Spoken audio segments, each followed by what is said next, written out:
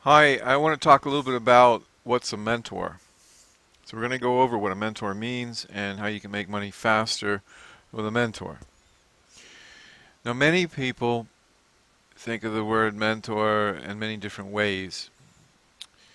I look at it as a coach and somebody that has your best interests. I want you to succeed. And I don't want you to make mistakes, and I don't want you to waste time.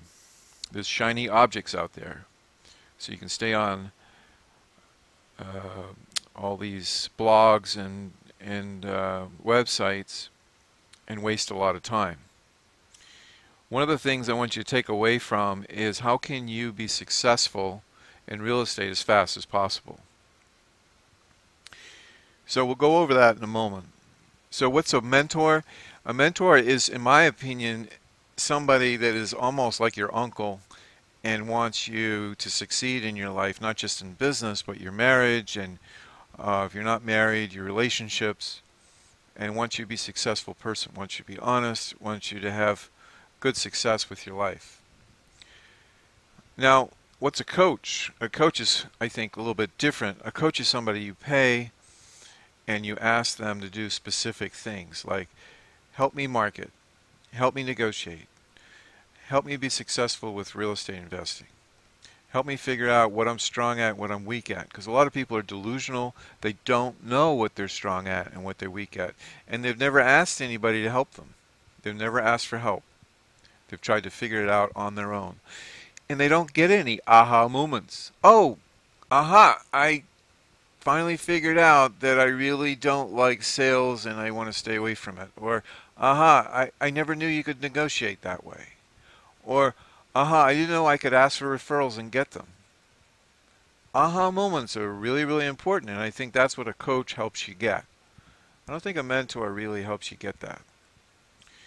The other thing is I think you need skin in the game to do well as far as a coach and a student relationship. If you get it for free, chances are you don't appreciate it as much as paying for it. Most successful business people, and especially real estate agents, they do get coaches once they hit a mark. Like, how do I build a team? How do I explode my number of listings from 20 to 50? How do I get from 50 to 100? How do I get from 100 to 200? And I really don't think they get those jumps without getting a coach.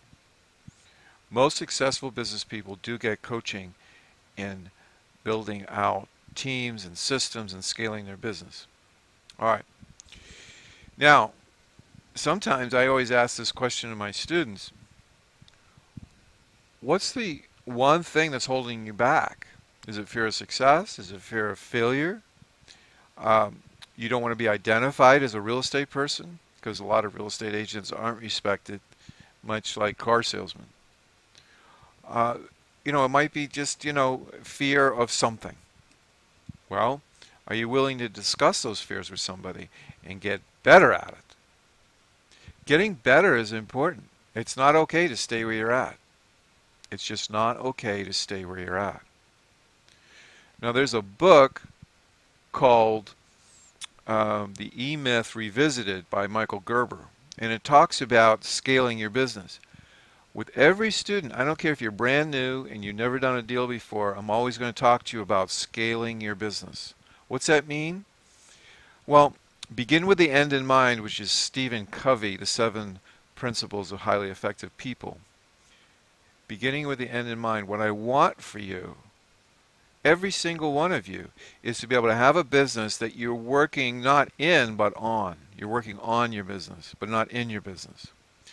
If you've ever seen Rich Dad, Poor Dad, and you see the cash flow quadrant, being an employee is the first step. That's an agent. And being a self-employed business owner is a broker. But being a part owner and getting a profit from somebody else's work is where I want you to be.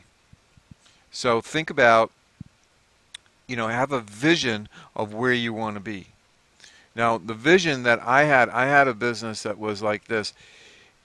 You could walk into my office And if you needed to sell your house, I would talk to you in the conference room, and I'd go over on the whiteboard and I'd describe how we can help you solve your problem by doing these creative strategies. And I talk about lease to own and subject to and wraparound mortgage and quickly fixing their house problem.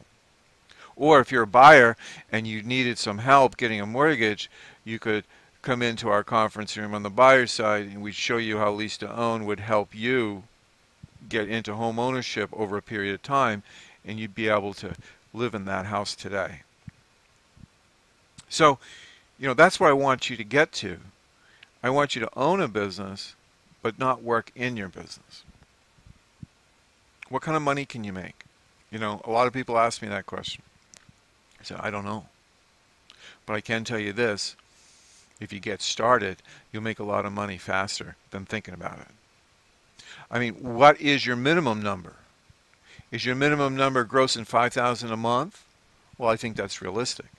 Is your minimum number $20,000 a month?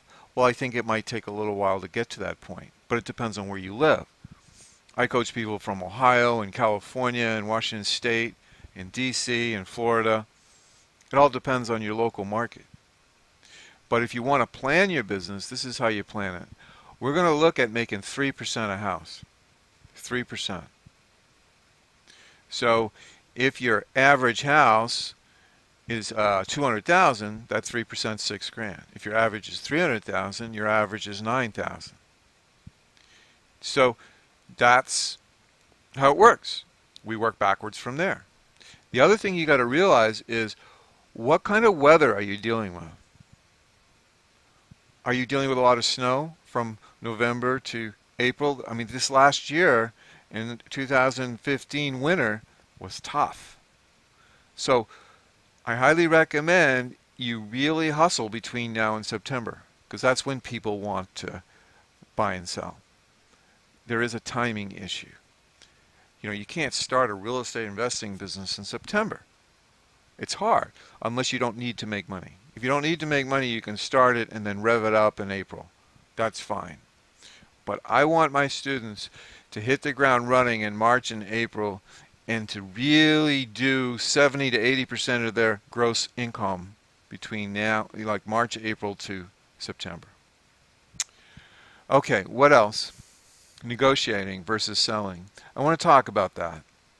You can negotiate a deal and make it a good deal for you and a good deal for the seller, but it's not selling.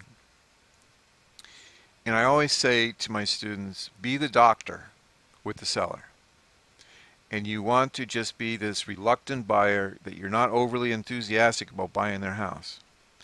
You want to use reluctant language. We teach you how to use what's called appeal to a higher authority, which means, like, for instance, I don't know if I can do this myself. I'd have to talk it over with my business partner. That's appeal to a higher authority.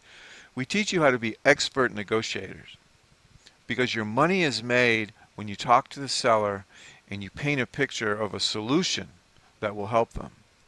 We teach you tools like, for instance, the what if step. The what if step is an amazing step that can help you figure out how your seller's thinking, whether or not a creative deal is even possible without losing the deal.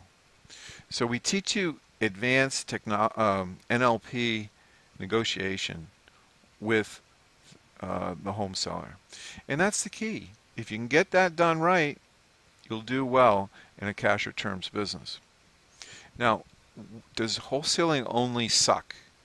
Well, I don't know. If you've got a very popular area in wholesaling where you live, and you have your competition spending $5,000 to $10,000 a month in postcards and zip letters and door hangers and such, and if they have a big prominent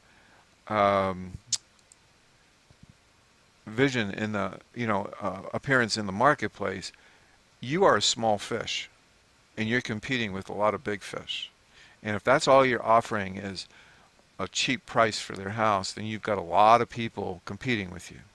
What I recommend that you do in your marketing, here's wholesaling only in marketing. This is what it looks like. You ready? What it says is this: we buy houses fast, any condition. Call. Well, that's good. There's nothing wrong with that. But there's a limit on the number of houses that are willing to give you 50 to 60 cents on the dollar for your house. Because if you're wholesaling, you got to flip it to a rehabber, and he needs enough of a cash position in that house so that he can buy it with cash, fix it, and resell it. So if only wholesaling does suck, I really believe it does, if that's all you're doing. So I recommend, instead of cash for your house, I recommend marketing to sound something like this. Do you have a house problem? Do you have a divorce? Do you have an inherited property? Do you have a house that has no equity whatsoever? Do you have an ugly house that needs a lot of work?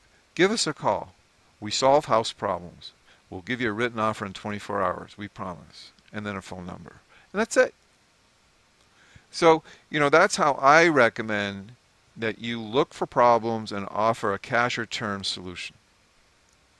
I've been doing this for 15 years. I also coach boys sport. I played lacrosse NCAA back east. I live in Los Angeles right now.